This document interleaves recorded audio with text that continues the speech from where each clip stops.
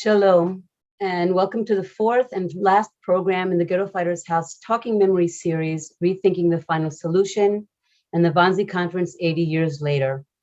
My name is Medin Shachar, and I work at the Ghetto Fighters House as a guide and as an educator. And I want to welcome our global audience, including friends and colleagues from Holocaust museums, institutions and centers, Jewish heritage institutions, academics and students from universities, historians, and our many, many friends who attend the Talking Memory series.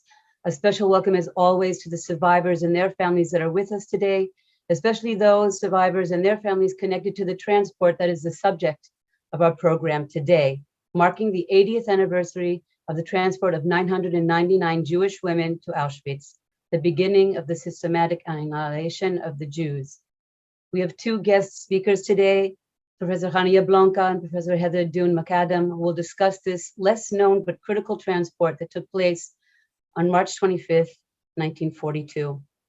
I want to acknowledge that this past Friday, on March 25th, Slovakia's parliament condemned the mass deportation of Jews from the country to Nazi death camps during World War II. And once again, we want to thank everyone for their support and interest in our programs. This series is in partnership with our friends at Liberation 75, Remember the Women Institute, Classrooms Without Borders, the House of the Wannsee Conference Memorial Site and Education Center, the Rabin Forum Chair at George Washington University, and the Johannesburg Holocaust and Genocide Center. Yigal Cohen, the CEO of the Ghetto Fighters House, is on a special study delegation in Poland today, this whole week actually. So he has pre-recorded his opening remarks, which we will listen to now. Hello, everyone. I am honored to open the meeting that concludes the series marking the 80th anniversary of Wannsee Conference and the Final Solution. In today's programs, we will focus on a camp that has become synonymous with human evil, Auschwitz-Birkenau. In previous meetings, we touched upon various aspects of the final solution. It seems that dealing with testimony from the first transport of Jewish that arrived in Auschwitz raises difficult emotions and much thought about the symbolism involved. This is even more difficult when it involves a group of women whose entire world had changed instantly. Think of their arriving into hell, the tattoo branded on their arms, and the horrible experience that was the beginning of 3 difficult years in which few survived. During the time that this camp operated, over 1 million people were murdered, most of them Jews. Human history never ceases to challenge us, and right now, a bloody and difficult human drama is taking place not far from where I stand. This event, whose vet preceded it, play an important role in reminding us of the evil of which human beings are capable. Another function is to also remind us of the great power that the human spirit can rise to. My hope is that together we will learn from each other and from those few women who survived, and pass this story on to future generation, and that we will be inspired to be good. I would like to thank Medin Shachar and Dr. Tamir Hod for leading the entire series, and of course today to thank Professor Hania Blanca and Professor Heather Dune Macadam for participating, to thank our global partners, Classes Without Borders, Remembering Women Institute, the Rabin Chair Forum at George Washington University, the Johannesburg Holocaust and Genocide Center, the House of Wannsee Conference Memorial and Educational Site, and Liberation 75. And of course, you, dear participants from around the world, wishing us all a fascinating and meaningful event. And now I would like to introduce our first speaker, Professor Hania Blanca.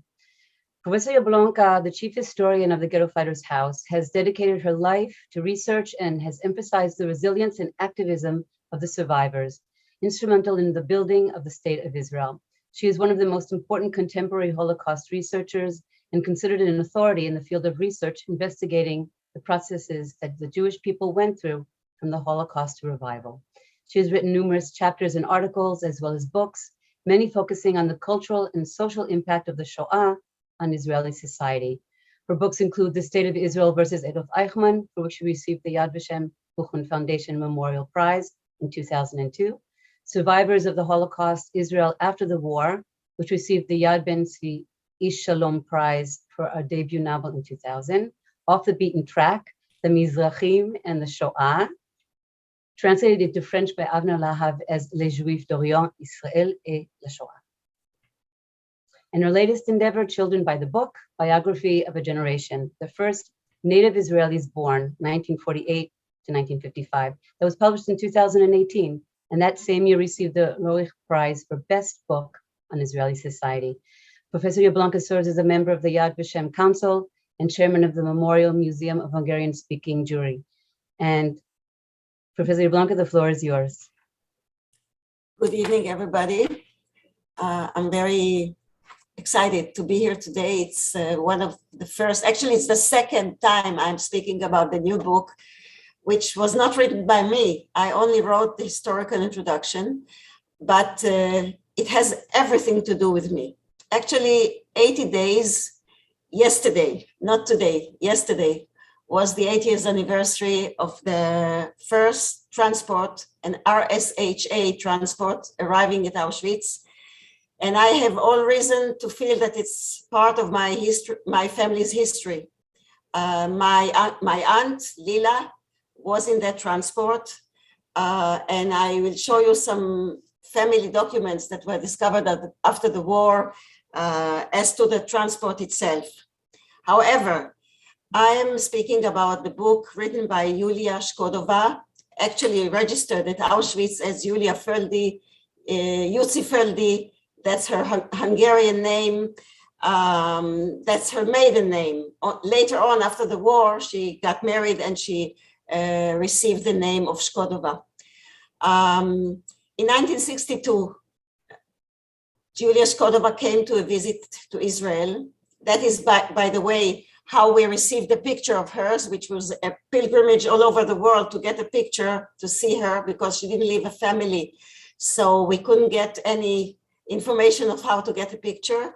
We got it from the Interior Ministry in Czechoslovakia when she asked for a visa to Israel, to come to Israel to visit. She brought 2 copies of her book, which was published in 1962. So we are also celebrating the 60th anniversary of the book of Shkodova.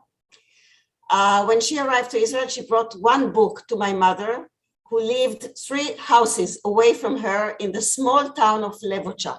I will show you, which is probably one of the most beautiful places on earth. When she came, she brought 1 copy to my mother, who was a neighbor of her. My mother, by the way, arrived at Auschwitz only in 1944 because she was lucky to be married. And she brought a 2nd copy of the book to her uncle, Földi Marzi. Földi Marzi is the guy, if you saw the Schindler's List movie, Földi Marzi is the guy who told about his arrival to Auschwitz in 1944 with his wife, his son and daughter, and his daughter wore the red coat, the famous scene from Schindler's List by Spielberg. My mother considered all those years this book as one of the most precious things in her house.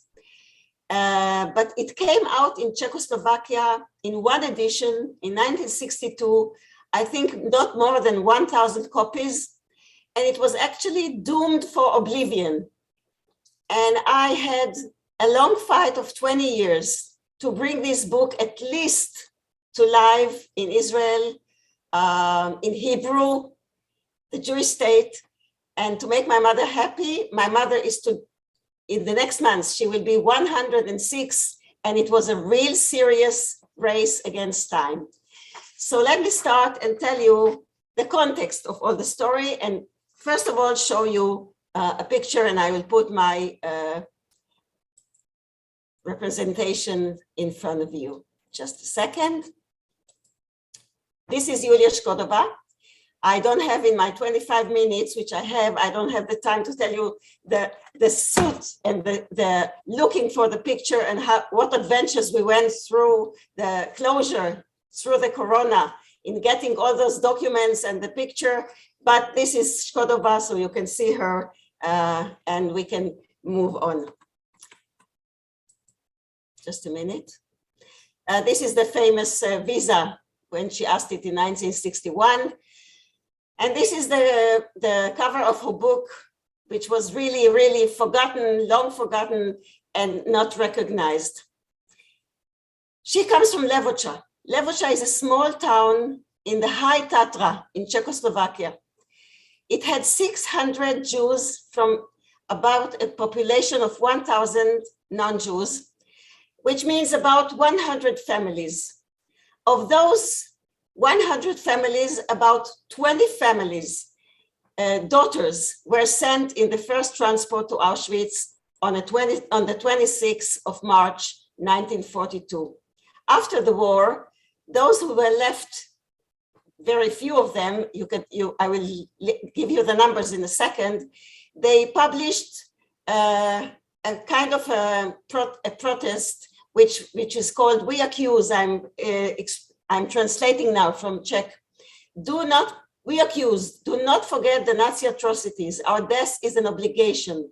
The tax of blood Levoča paid to the German fascism, names of 409 citizens of Levoča murdered by the Germans in the years 1939, 1945. From 600 Jews who lived there, more than 2/3 actually perished in the Shoah, among them my aunt, Lila, and my grandparents. How it all began? It all began on the ruins of the Austro-Hungarian Empire when a couple of new countries were established after the First World War. One of them was Czechoslovakia. Czechoslovakia was a wonderful country. It was actually one of the only democracies in Central Europe. No, it was the only democracy through the whole era between the two world wars, which was democracy under the liberal rule of the great Thomas Masaryk. It was comprised of 4 parts: Bohemia and Moravia, which is actually the Czech Republic today, Slovakia, and Sub-Carpathian area, which is today in the news. It's part of Ukraine. Levoča itself, if you look at Slovakia, the eastern part of Slovakia, is above Prešov. Prešov, Košice, they are very close to each other, and above them was Levoča, which is, of course, in the High Tatra, actually one of the most beautiful places in the world. From every street, you could see the Tatra, and it's breathtaking. But it's a small medieval UNESCO heritage small city. I have some pictures here, but I don't have the time. I'll do it very quickly so you can see some of it. It's really breathtaking place. I recommend every one of you, if you ever go to Slovakia, to go to Košice. It's one of a kind. Now, I want to say something about the memorials, people who wrote memorials about the Shoah. Actually, our Shkodova started to write her memorials in the early years of the 1950s, which is considered to be the second wave of writing about the Holocaust. She arrived in Auschwitz on the 26th of March. She left to the death marches. She arrived around the end of May back home. She was very sick. She was a year and a half at the hospital, actually between life and death. And when she got better, she went to teach at the university. And she got to start writing around 1952, which is considered to be the second wave. But her book is, to all reason, a book of the first wave of writing. And I will try and explain why. First of all, because it's impressively historically accurate, but more so, she doesn't need what the second and the third wave of writing needed to explain why now. Why do I write now? She doesn't explain why. Most of them, by the way, explained that they wrote because they wanted to unload the load of their memories, and because they wanted to show that they arrived back to some normality. Shkotova does not explain why she writes. She writes from the bottom of her heart, from the guts. And this makes her really, this is one reason why we consider her a first wave writer. In addition to this, she doesn't write according to a genre. There has been a genre of Holocaust stories formed over the years. She is not bound to any kind of genre. She writes very straightforward. She doesn't have any literary value of the book, but it's a very straightforward, very harsh, descriptive book. And in addition to all of that, I have to add that she doesn't preach for any lessons from the Shoah, and she doesn't have any philosophical thoughts attached to her book. The book is comprised of two parts. I'm going quite quickly because I want to give you as much as I can. The one is the context. I promised that if the book is coming out and published, and it is published by Yad Vashem and one of the biggest publisher house in Israel, Yediot Achronot, I will write the historical introduction. And this is the context. You cannot understand why Slovakia if you don't understand the context. And then the text, which is the book that Shkodova wrote, and I call it the Archaeology of Auschwitz. I will explain this term a little bit later, but let me just tell you that the Slovak community is a very, very small community. We are used to speak about the Polish community, which was comprised of 3.5 million Jews. But the Slovak Jewry was comprised of 90,000 Jews all in all. 70,000 of them did not see the end of Second World War. So this is basically a perished community. I'm telling you this because there are so many innovations and pioneering stands in the process of the final solution that Slovakia is responsible for that it's really unbelievable, given the growth or the minority of the minor size of this community. I will tell you very easily, very quickly, the history of Slovakia from 1918 until the beginning of Second World War. Until 1938, Slovakia, as I told you, is a very advanced democratic country, liberal. By the way, Thomas Masaryk was a big philoshem and quite endorsed Zionism, which is really outstanding in Europe between the two wars. But anyway, everything went in a blitz very, very, very quickly. In September 29, 1938, the Munich Pact and the Sudeten invasion, Slovakia is declared as an autonomy, separated from the Czech Republic under Hitler's patronage, and she gets an order to surrender all its eastern side to Hungary, which was part of the axis of Japan, Tokyo, Berlin, and Rome. Only 6 months later, on March 14th, the Slovak parliament declares independence, and the day after that, Germany declares that the Czech Republic is a German protectorate. This goes very quickly, very easy, and as we see today, to a large extent, without any protests from the larger world.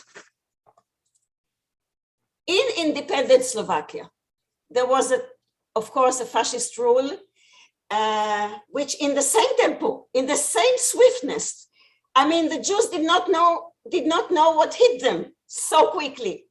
With the same tempo, from day one, there was terror, and actually soon all the foundations of Jewish life in Slovakia collapsed and did not exist anymore.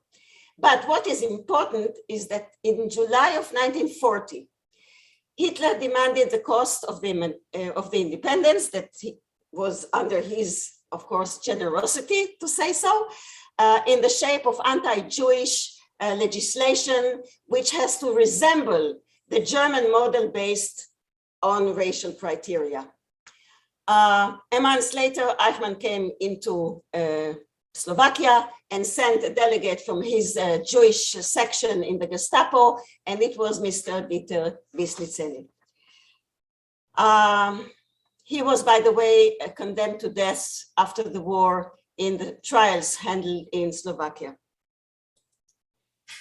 The small Slovak community is actually a big guinea pig in 4 big aspects.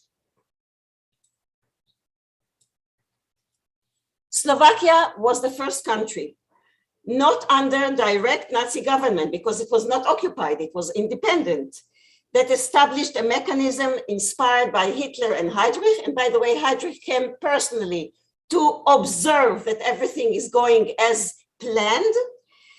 And until then, you have to remember, the SS and the Gestapo mechanisms as a guiding force were only established in occupied areas, such as in Poland. It was the first of a few precedents which made Slovakia a pioneer model for other countries. The second precedent is that the Jews of Slovakia were the first to be organized within a state Judenrat.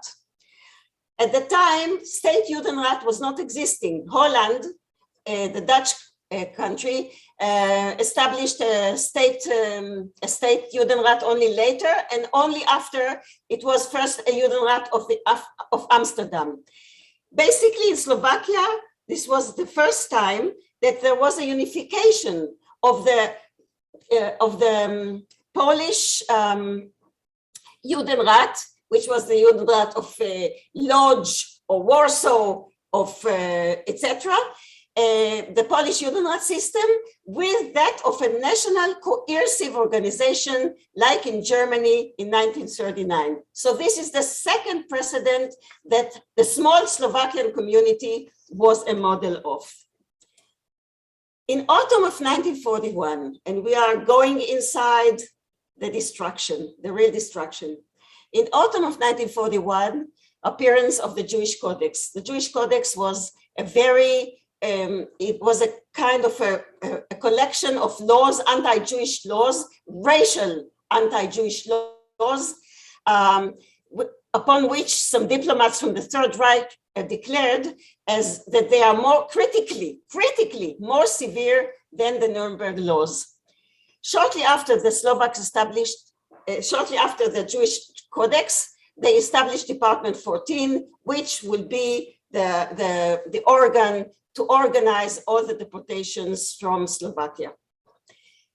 I marked it in red, and I will read it now. Slovakia was the first country outside the borders of the Third Reich to deport transports to the East, both systematically organized and in large numbers. I want to speak about the chronicle of the deportation, because this is actually why we convened tonight. From the young to family reunion. I know that when I learned about this, and I started my academic career with the story of the Slovak Jews, of course, you can understand why. I couldn't believe that such a thing really existed during the Holocaust. I have to tell you that the uniqueness of the attitude of the Slovak regime towards the Jews is unlike any other place in this horrible story altogether. At the Wannsee Conference, which was aimed at settling the operational aspects of the final solution in January of 1942, Heydrich remarked that as to the handling of the final solution in Slovakia and Croatia, it's easy, since the most basic questions of this matter were already settled there. You have to understand this sentence. We don't have to deal in our conference, at the Wannsee Conference, with Slovakia and Croatia, because everything is ready there for the deportations. It was the Slovaks who offered, as soon as May of 1941, to transfer healthy Jews to the general government for forced labor. I have to focus for a second on this date. May of 1941. The final solution was decided on in March of 1941 while preparing the occupation of Russia, or the invasion into Russia. The invasion did not take place at that time. And we actually say that the final solution was implemented for the first time in June of 1941, immediately or simultaneously with the invasion of Russia. So actually the Slovaks offered to export Jews from Slovakia before the invasion of Russia and before the implementation of the final solution was actually in hand. The decision was there, but no implementation. This is unbelievable given the growth of the community. At the beginning of 1942, of course, the Germans accepted, and at the beginning of 1942, the Germans asked the Slovaks to supply 20,000 workers, young people, to contribute to the war efforts. So in February of 1942, and you can see we are closing the very dramatic date, the agreement was finalized, and I will read to you because this is an agreement unprecedented and never repeated in the history of the Shoah in Europe. The first stage was 20,000 healthy Jews, 7,000 young unmarried young girls, aged 16 and 35, and 30,000 young males. The rest of the Jews would be deported after this stage because the Slovaks were very worried. All the young people are leaving, so what will happen with their families? So they invented we should be active in family reunion to add the old people to the young people, which of course was a whole system of lying and misinformation. So, as part of the inclusive agreement with the Germans, the parties decided that the Jewish property, which will be left behind, will be given to the Slovak authorities, and in return, the Slovaks will pay 500 marks to the Germans for every deported Jew. Nowhere in Europe during the Holocaust did the countries pay for the Jews to be taken away. Immediately after its establishment, Department 14, which we just spoke of, went into action, and on March 12, it published the orders, and 4 days later, it was published by March of 21st, and 4 days later, in March of 25, 8 p.m., 999 young girls and women took the train from Poprad, and 1 day later from Bratislava, and on March 26, 42, they arrived at Auschwitz. They were the first Jews to arrive at Auschwitz in the capacity of the RSH in the framework of the final solution. All of them young, innocent girls. Yulia Shkodova was on this train. Upon arrival, she was registered as Yusifeldi, her maiden name. She will be among the very, very few to survive. Just to let you know, my aunt died in August of 1942, as did many, many, many of this transport. By the end of 1942, they were no longer alive. In our family's documents, we found, among others, the order telling my aunt to report on the 23rd of March of 1942. You can read, I translated it from Slovak. I don't know Slovak, but I asked somebody to translate it to me. You can see part where they should arrive. I just want to read with you. You have to bring. What did they have to bring? Actually, they were told they are sent to a working camp, and in 3 months they'll be back. My aunt was a pharmacist, and she promised her boss that she will come back to the pharmacy in 3 months. And actually, I got quite a few witnesses and testimonies to the fact that these girls, you can imagine what was in Israel a Jew, a young Jew at the age of 15 to 30, not married at that time. She was kept in wool. She was really wrapped. She never left the country. She never left Eastern Slovakia. And suddenly these very innocent girls are told that they are going to a labor camp. Some of them were singing on the way to Auschwitz because it was such a big experience, such a big adventure. You have to bring clothing, a hat, 2 suits, 1 for work, 2 pairs of shoes, 1 blanket, 2 towels, 3 sets of underwear, food supply for 3 days, daily tools, a cup for meals, cutlery, cleaning soap.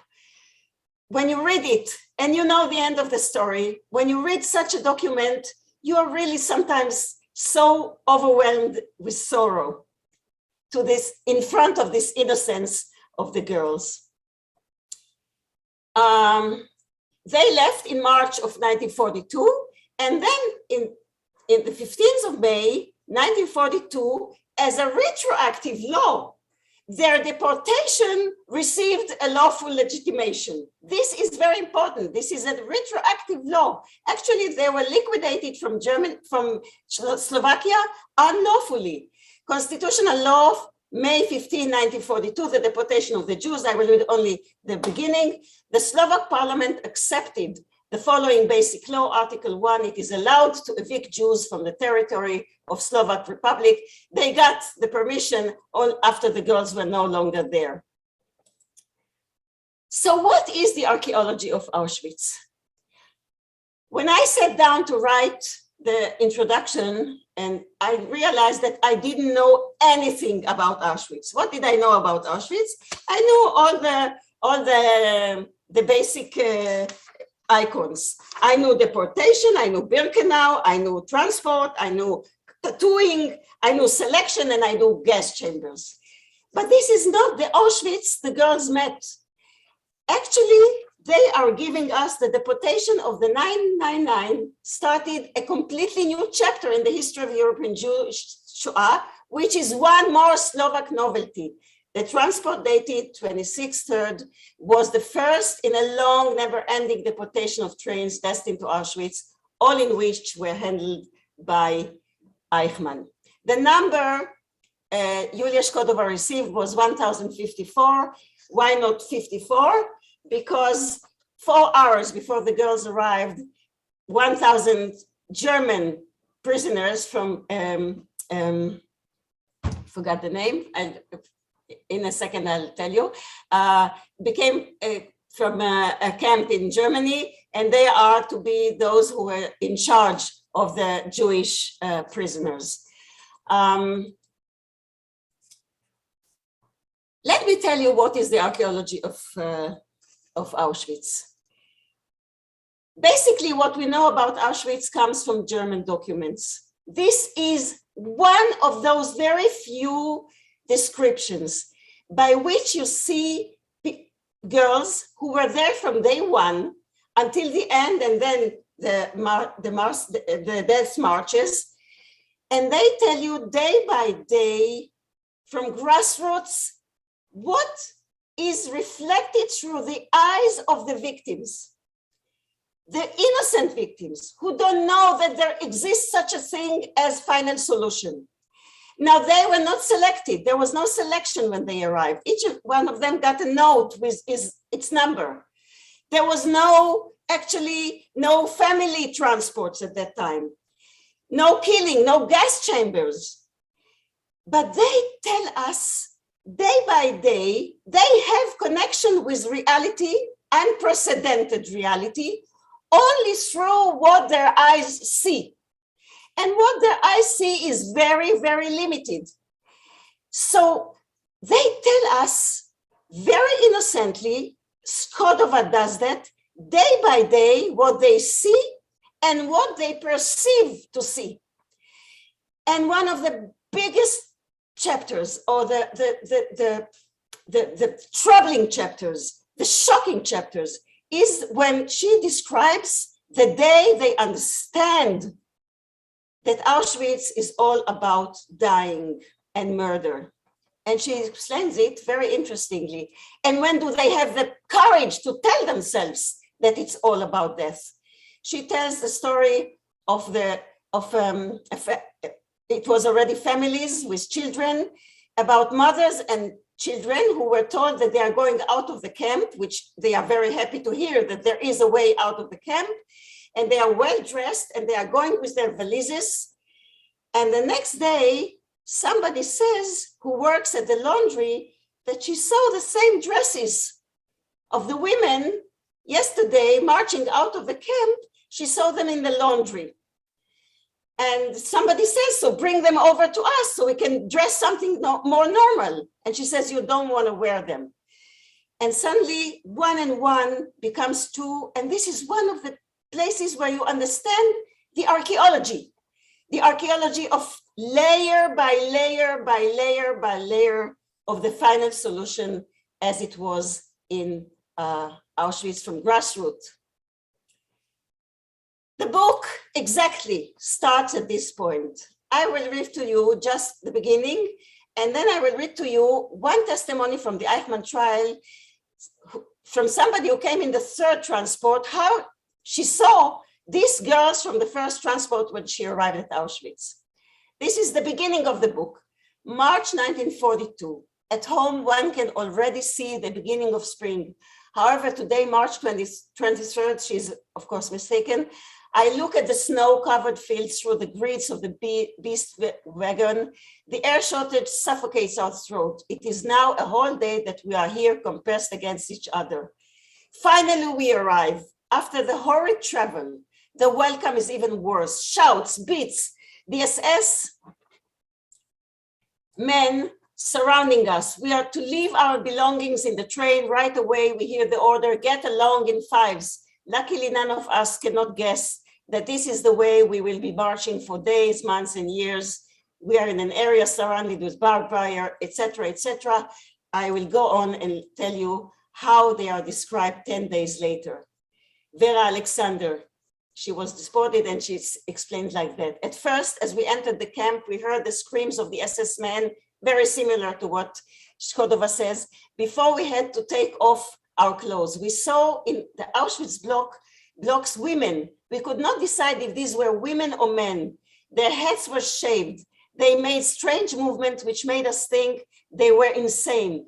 They were scratching their heads, showing us with their fingers on their mouths, scratching their bodies. After a few hours, when we took off our clothes, receiving the uniforms, which were crowded with lice, we understood what they were trying to show us. We were shaved, they took everything from us. After that, we stopped being women. So you get a description of Shkodova's transport. Epilogue, I will not read the epilogue. 3 years of Auschwitz, this is the last sentence of the book. Hell ended, millions of honest, innocent people ended their life in that place. The tears have dried out, time has moderated the pain. In the blood-soaked earth, new lives are blooming, lives that have no oblivion. Shkodova, epilogue. 6 years after she wrote the book and the book was published, Shkodova could not live with the memories, and she took her own life and she hung herself at the age of 57. Very young indeed, she couldn't live. It's not an only story like that, so may she rest in peace. And one more thing, mission accomplished. This is my mother 2 weeks ago, having the 2 copies of the book, one in Hebrew, one in English. And I hope we save this book and Shkodova's story from oblivion. Thank you. Thank you, Hannah. Your presentation, I'm writing things down while you're talking. I mean, we all talk about the uniqueness of every country and the micro histories, but the things you explained to us today make it even more incredible, impossible to believe that in one country, so many things were set as precedents. So thank you so much for that. And of course, the epilogue with your mother receiving the book is really a closing of another circle, not only as a researcher, but as a daughter of a survivor. Thank you so much. And I want to move on to our second speaker today. We are so blessed that we have 2 amazing researchers today. Heather Dune Macadam, who is coming to us from Poland today, from Krakow, I believe. Heather Dune Macadam's work on lost girls of the Holocaust is recognized by Yad Vashem, the USC Shoah Foundation, the National Museum of Jewish History in Warsaw, Slovakia, the Museum of Jewish History in New York, and the Memorial Museum of Auschwitz in Auschwitz, Poland. 999, the extraordinary young women of the first official Jewish transport to Auschwitz from Citadel Press, has been translated today into 18 languages and was a finalist for both Goodreads People's Choice Award and the PEN Award for Biography. Macadam is the author of 4 books. Her first book, the memoir Rena's Promise, a story of sisters in Auschwitz, also about the first transport of Auschwitz, was co-written with Holocaust survivor number 1716, Rena Konich-Gilison. She is the New York State Council of Arts Fellow and a member of the Royal Society of Authors. To find out more about the companion documentary film 999, I will put a link into our chat box. And at this point, I want to introduce Heather. The floor is yours. Thank you. Thank you so much, Madine. And thank you, everybody. Hannah, what an incredible story. And I'm taking notes. I have to talk to you after because it's always amazing when we find another survivor. And just when I think I've found them all today, I got 2 emails. So the first one was, dear Heather Dune, my mother was one of the extraordinary young women of the first Jewish transport to Auschwitz. And I will not share her name for anonymity, but she was number 1437 and she is alive today. I thought we had 5 survivors that were still alive. We now have 6. And I got another email from a young woman whose grandmother was on the first transport and had twin sisters, Elżbieta and Judita Folkmanova, who did not survive. May their memories be a blessing. So I will start my presentation now. And hold on, I just need to get the screen share. Screen, there it is. Great. Okie dokie. Sorry, there we go. So I'm going to show you, my presentation has some clips of the documentary and some GIFs, and I'm going to briefly tell you how I got involved with this, but this is the sort of short version of the opening of our documentary. And these are actual home movies of the Klein family, who is related to the Gross family, who I will tell you that story in a minute.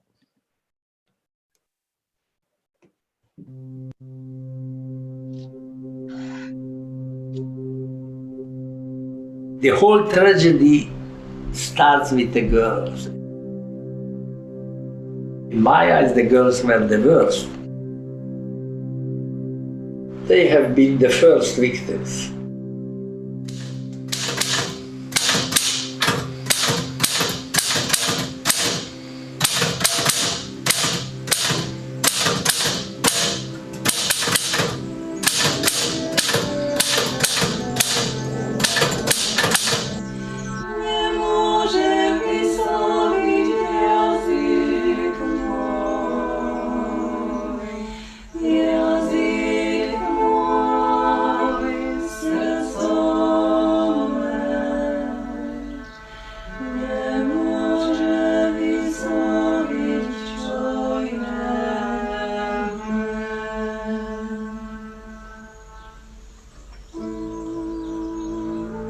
So this is Slovakia,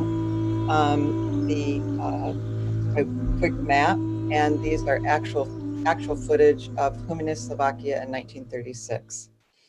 So I come to this story through the Gross family. My first book was called Rena's Promise, and Rena Kornreich-Gallison knew Adela Gross, who was this beautiful redhead. She had a red titsy. I just saw her niece in Poprad for the 80th anniversary. I've been in Slovakia and Poland this week. 10 years ago, on the 25th of March, I arrived in Poprad. I had no idea that there was an event. And that, I was just sort of making a pilgrimage in honor of Rena. It was the 70th anniversary of the first transport. And I arrived in Poprad and I found at the station a plaque honoring the young women of the first transport. And underneath it, there were candles and stones and flowers. And I had a list. I was carrying with me a letter from the chief rabbi of United Kingdom, Rabbi Sachs. And I had a list, very short list of young women's names who I had compiled together with Rena and with the USC Shoah Foundation. And some of those names were of young women who had died. Well, Adela Gross's surviving family, 2 days later, got hold of me and discovered, because of Rena's memory, they discovered what had happened to Adela in Auschwitz. For 70 years, they had no idea what had happened to her. And I was so blown away by this, within a week, I had photographs of Adela. I had written about Adela in 1993. And suddenly I knew what she looked like, and her family in New Jersey and Montreal and California and in Israel were in my life.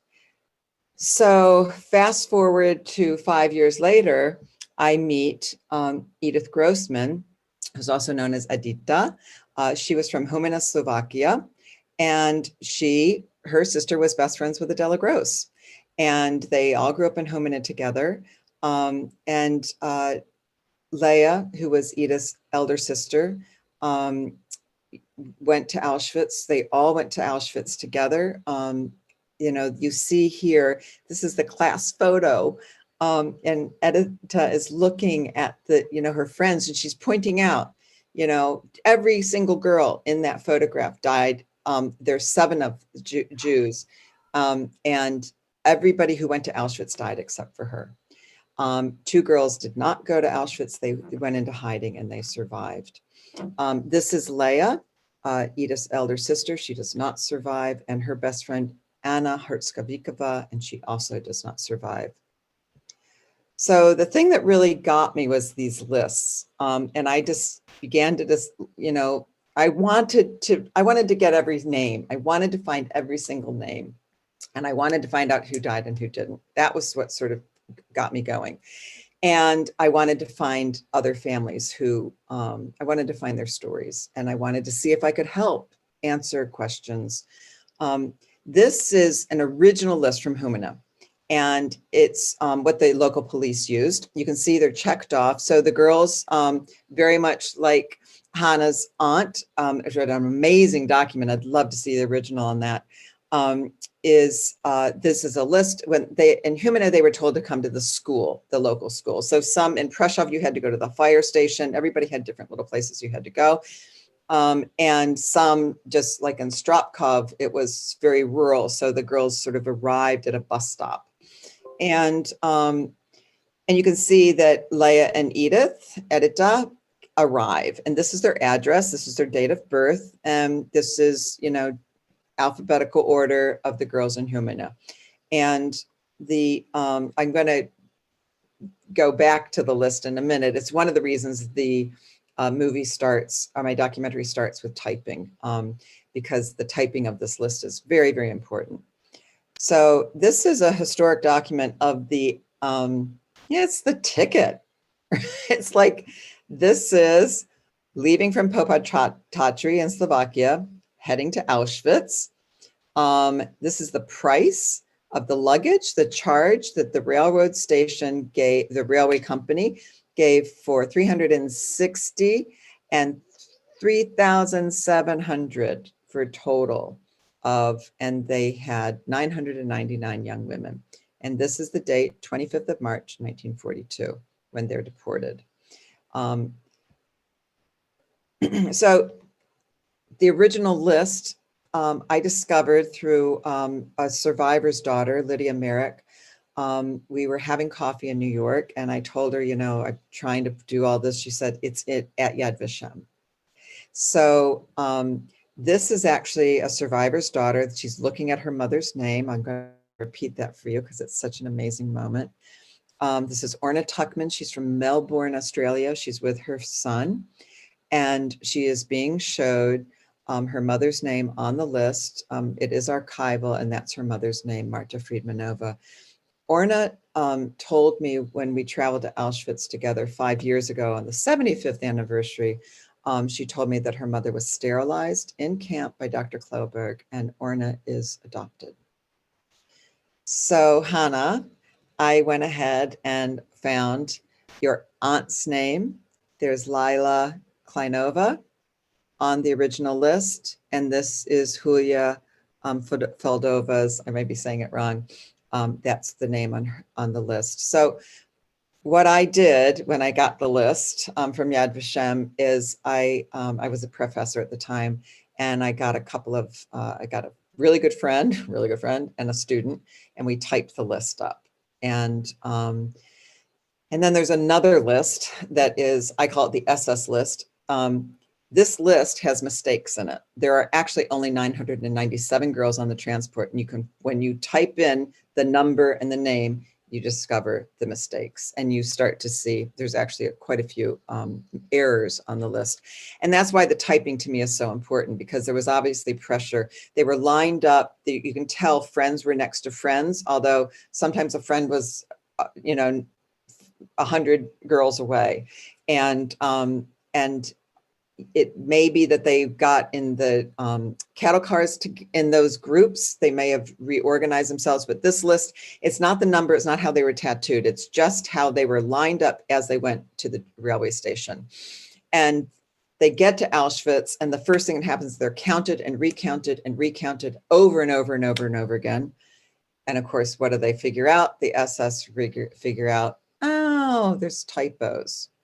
So they scribble over or write on the top of this list, retype in alphabetical order.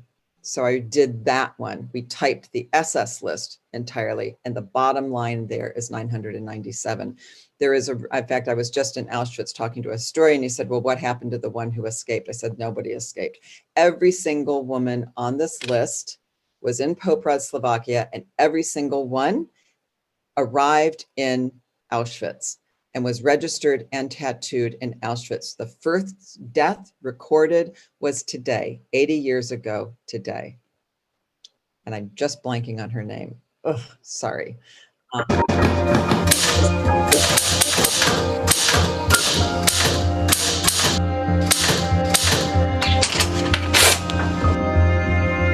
Leah, Edith, and Ella Gross's names are all together, same category. This is Poprad, Slovakia. We had to line up 5 in rows and march to the railroad station. And far away we saw already a long track of cattle cars. We didn't even think of it, that those are suited for us. We are human beings.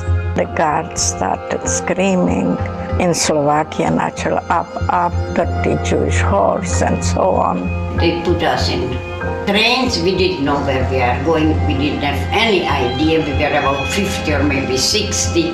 Not water, not anything, not a little window, and locked from outside.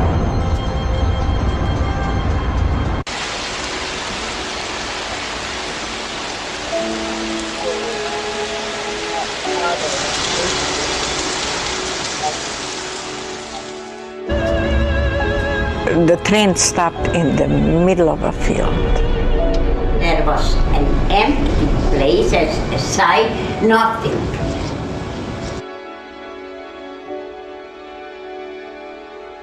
When we came closer, we saw the barbed wire and we saw the barracks. We came and marched through an iron gate. The gate opened. On top, Arbeit macht frei. On the left side was a huge brick building with a huge chimney. So we whispered to each other, that's the factory where we are going to work. We just wondered. We just wondered what's going to happen to us.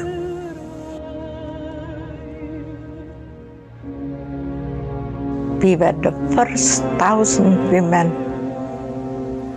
who ever entered the gates of hell there.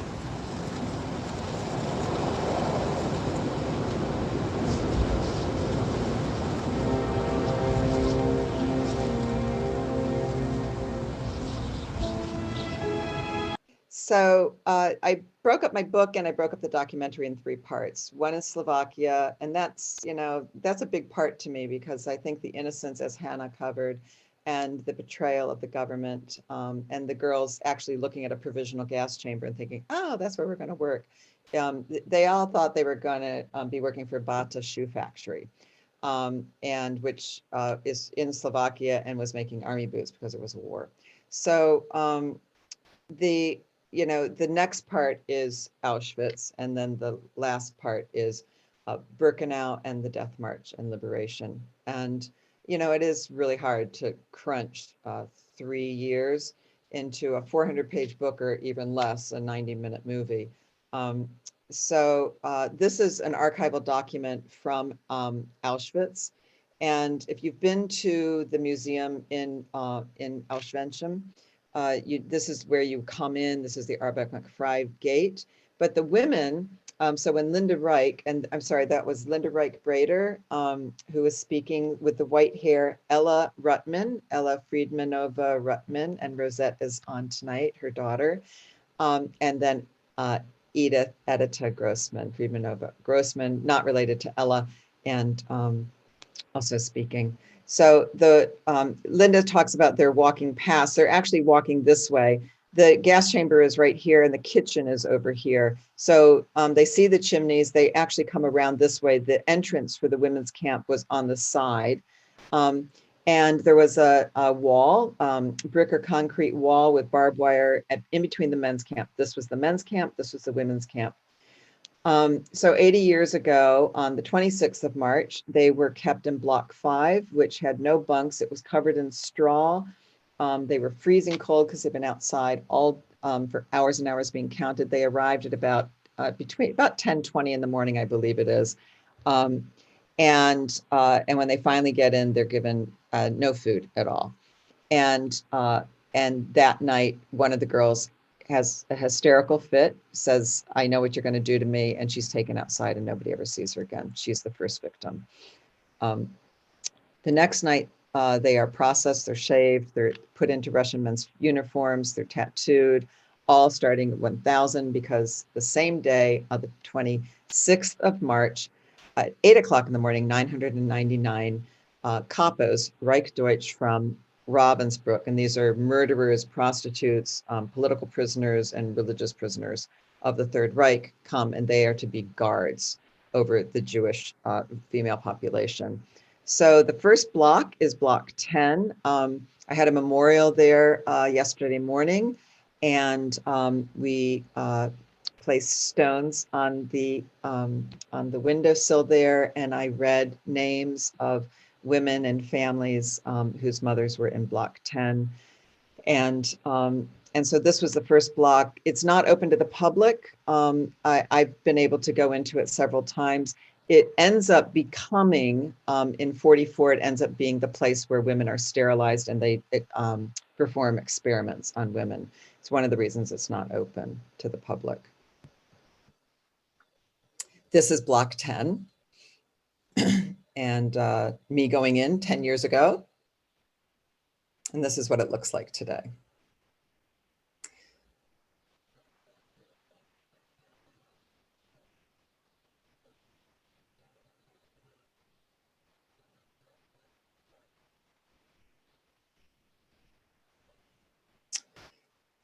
So Rena was on the top floor. This was the block elders room. And Rena used their slatted, I think this, we're going to show this. These windows are covered with wood, they still are. And Rena used to peer out and watch the Russian POWs being executed against the execution wall, which is right outside the courtyard. That is where they were. Now, one of the big problems we've had in the film is I can tell you what the girls look like and I can describe it, and I have archival documentation of what they look like. And I have memoirs telling me what they looked like. But in a movie, we have to use visual medium. And so we have a wonderful, wonderful Polish portrait artist. And each of these images, each of these faces are portraits of women who were on the first transport. This is Anna Hertzkovikova, who you just saw. This is Adela Gross. This is Edith Vallow, who is Rosette Rutman's aunt. This is Bertha Berkowitz. This is Irina Fine. And she took these portraits. Most of these are images from pre-war, right before they got taken, or post-war. And she did research on the uniforms, the Red Bulls, the holes, the blood, and she shaved their heads so we could see what they look like.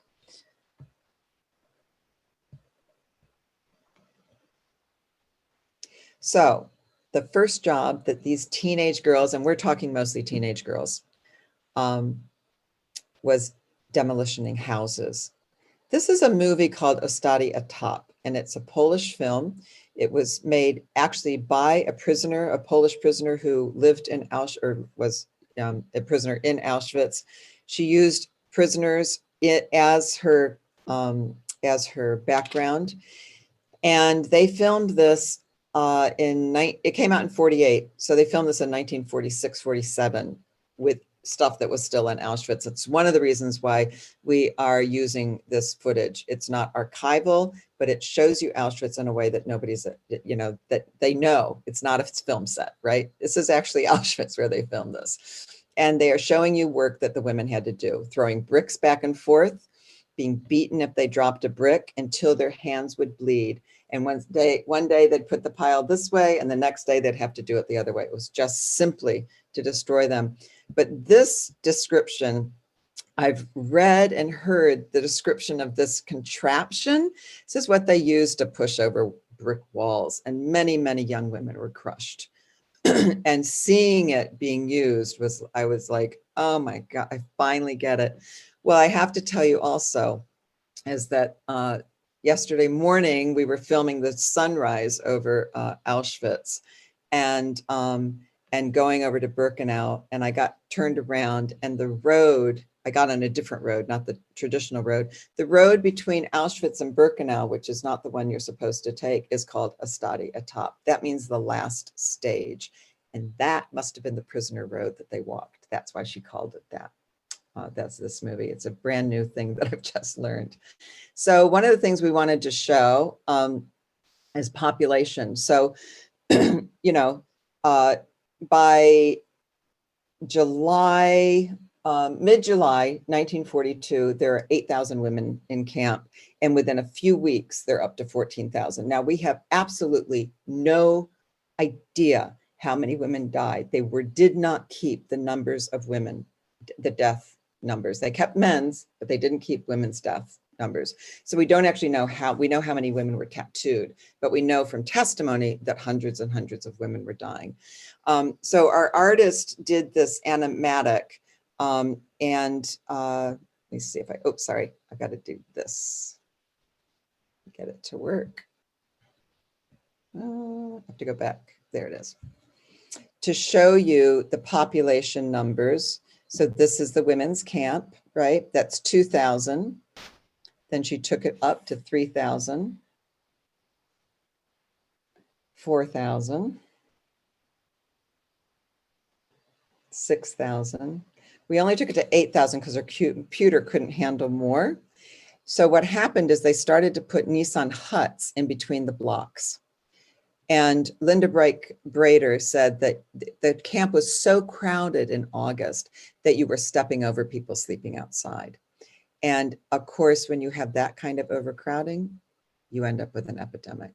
So there was a terrible typhus epidemic, and the girls started to drop like flies.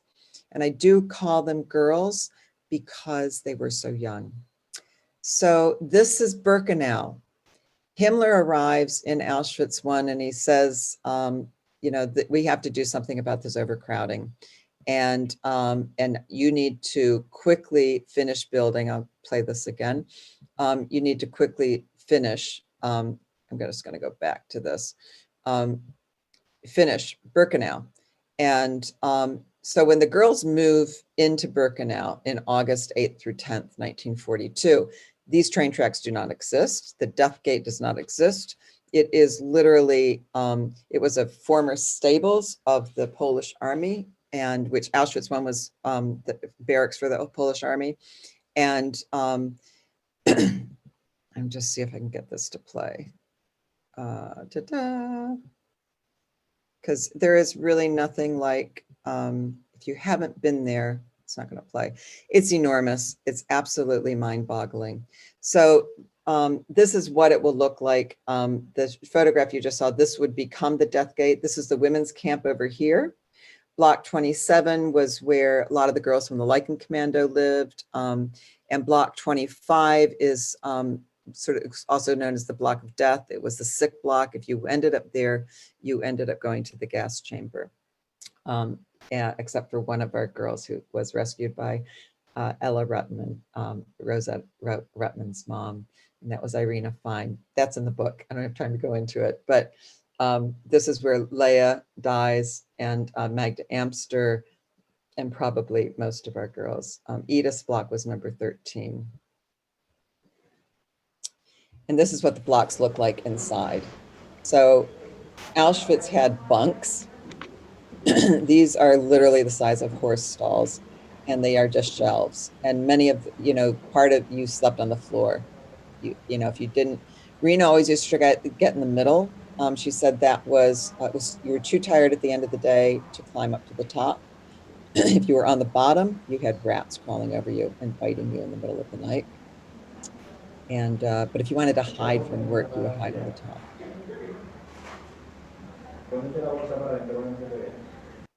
So I'm going to fast forward because I'm going to run out of time here. This is Linda Reich-Brader, who you heard. She ended up getting a job in Canada, which was sorting clothes. Canada was considered the far end of camp, and they called it Canada because it was a better place to work. You could eat more. It was still a horrible existence, but you can see you could have your hair. This is a posed photograph, as are all photographs in Auschwitz posed. She was told to smile by an SS man as he snapped it. Over to the far right, thousands and thousands of Hungarians were walking to the gas. This is her best friend, Mira Gold. They both survive. This is a small memorial to some of the girls from the first transport who did not survive. Part of my work is not just finding survivors, but finding non-survivors and giving them a name and a face to the name. This is Alenka Hartman, and this is her cousin Magduska Hartman. This is Magda Amster, whose father raced across Slovakia trying to rescue her from the transport, and his car was too slow, couldn't beat the train. She dies. This is Leah and Anna Herzgovikova. Leah and Magda die on December 5th, 1942. It's a Shabbat Hanukkah, and it is the largest selection ever. 10,000 girls go to the gas on that day. And they're forced to stand outside for 8 hours, naked in the snow, in the bitter, bitter cold. And I have that from witnesses of men and women, including Rudolf Verba, who escaped from Auschwitz. This is Magda Hahn. She also died. She died just before the death march. Anu Moskovichkova, sorry, just slaughtered her name. She was a good friend of Edith's and loved her mother's bread. This is Anna Semirova. She does survive. She hides and works for the partisans. And this is Rosa Zimmerspitz. Rosa Zimmerspitz's cousins, Etta, Fanny, and Marta Mengel, all survive, but the rest, her sisters, 4 sisters, are executed for trying to escape. And it's a really interesting story, but one of the most interesting things is it's not written about. It's nowhere in the SS records, and they were executed. Our liberation of Europe, we're talking, 3 years in Auschwitz, right? And many of these girls were on the death march, and they are liberated over periods of time. The first liberation is April 19th, Bergen-Belsen. This is Bertha Berkowitz here. And obviously this is a post photograph trying to show a woman who's very thin. This is Bertha a couple of days after liberation. This is Ida Eigerman, who is at the, this is a photo we found in the JDC. She's at a displaced persons camp. This is Edith and Danka Kornreich. They're in Holland. And this is Marta Mengel, her cousins Fanny and Etta Zimmerspitz. They were walked home from Prague by men who wanted to protect them from being raped. This whole group of women, maybe first transport, maybe not, I'm not sure how many, but they were escorted home over 6 days, a 6-day walk. So one of the reasons I do this work is because I believe we have to repair the world. Obviously with Ukraine, it is a task that we have to take on. And this is a painting, it's called Cities of Peace, Auschwitz. I sat on the board for it. And it is the night sky on the night that Auschwitz was liberated. I just want to give, I have a little clip from Edith that the last time I saw her, she said to me about war. She used to say, war serves no one, everybody loses. Today, I'm in Krakow. I went to the JCC in Krakow where they were doing a Ukrainian support, it's a Ukrainian refugee center. And we took clothes that we had brought with us from England. We've been carting them all across Slovakia and Poland. We got a button, we gave money, and met with some children that were there learning to play some Polish games. And I think the work that the JCC does is so amazing and such a beautiful community here in Krakow. I was so touched by what they were doing. And this is Edith. Can I get her to play? You can hate each other, but not to kill each other. I said so many nice words, you know, but tell me, who is listening to me? We have to listen. Thank you, everybody.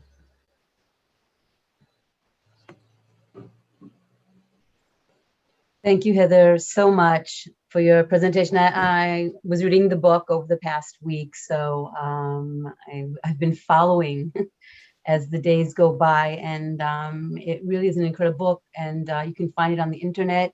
You can find, we put the post in the chat box, the link to the movie, because people are asking about that as well. People are asking where it's being filmed. I suggest that if you want to learn more about the film and about the book, you can go to the Dune Macadam's Go to 999 the movie. Or go to 999 the movie, which I put in twice, so you can definitely do that as well. I'll just add too, we did a screening of the first hour in Poprad, Slovakia on the 24th.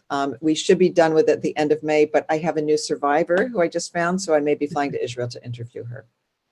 Well, there you go. And hopefully we'll be able to screen it here as well. And we're just waiting for the opportunity. I want to thank both Heather and Hannah for their presentations today. I think that it was so important to get this story out and to have this day as well, literally 80 years forward. It was such an important moment for all of us. We waited for this program to close the series for a very long time. We thought it was so important to close the circle of the series. There are a few questions. We are running very, very late. And I know that at this point, people really want to start saying good night or good evening or good afternoon. But there was one question that I got in an email, by the way, and you do talk about it in your book, Heather. And then I have one question for Hannah as well about the number 999. Actually, someone asked why did Slovakia choose the number, but you have another explanation why 999 and maybe even why the date. So maybe just a little bit about that. Okay, this is a tough one and it's hard to do very quickly. So I suggest you read a book. I have a whole chapter. Absolutely. Read the book to get more detailed understanding. It's a whole chapter almost. So it is a whole chapter. And you know, Himmler was, he was very into the occult. He was very into astrology and creepy as it sounds, in numerology, Heinrich Leopold Himmler is 999. And 9 is the end number before we go into double digits, right? And if in numerology and in occultism, if you want to empower something, you do it more than once. Trining it is really good. And then I didn't hire, he worked for free, archival astrologer who went back to May 1941. He did the charts for the final solution for the Wannsee Conference and for the date of arrival and the time of arrival. and the time of departure with the girls. And it was, and I can't even, it's a grand something or other, with Heinrich Himmler's birth date. And it means success and power. Creepy. Very, very creepy to think that the fate of a nation can be based on something so silly as, well, maybe not silly for some people, but in any case, thank you. And again, reading the book, you get more specific details about that and many other things that happened between the women those few years that they were in Auschwitz. And the second question that somebody asked, I think, Hannah, many people were surprised, I saw in the chat box, about you talking about the singing. Heather, you also talk about this in the book as well. So somebody was asking, how do we know that they were singing? Why were they singing? What would they be singing about? All right, I know what they were singing. For Hannah, actually, because someone was asking after. So I know you have an answer too, so we can definitely make it a quick twosome. Hannah, please unmute Hannah, yourself. you're muted still. But I heard it, it quite made sense to me. Listen, in 1942, nobody knew what Auschwitz meant. I found letters of my grandfather looking for his daughter. After three months, she didn't come back. Where is she? And by the way, when you think about the dynamics of such a small community, where 20 young girls were suddenly in a black hole, it's a very interesting drama to trace, but nobody can do it. It's too late for that. The girls were singing, I really think, very simply, because they were going on a trip. They didn't even imagine where they're going to. That is why the first minute at Auschwitz comes over and over again in the testimonies as a huge shock. Actually, they don't understand what hit them. They're coming, the trip was not very easy, but that's a trip, and they are going for the first time out of the country, very young women. They were singing folk songs and songs from the house and from the homes and what they studied at school. It was really kind of an innocent going on a voyage, which is really makes the drama even bigger, if you want. And then immediately it stopped. The train stops and immediately the horror begins. There is no transitional phase between the two. This is what makes the beginning of the book, which I didn't have time to read. This what makes the beginning of the book immediately disturbing. Right. And this discrepancy between the two time spans, which are actually one and very short while. So they were really singing, and I heard it from a couple of testimonies, which in a way tears your heart.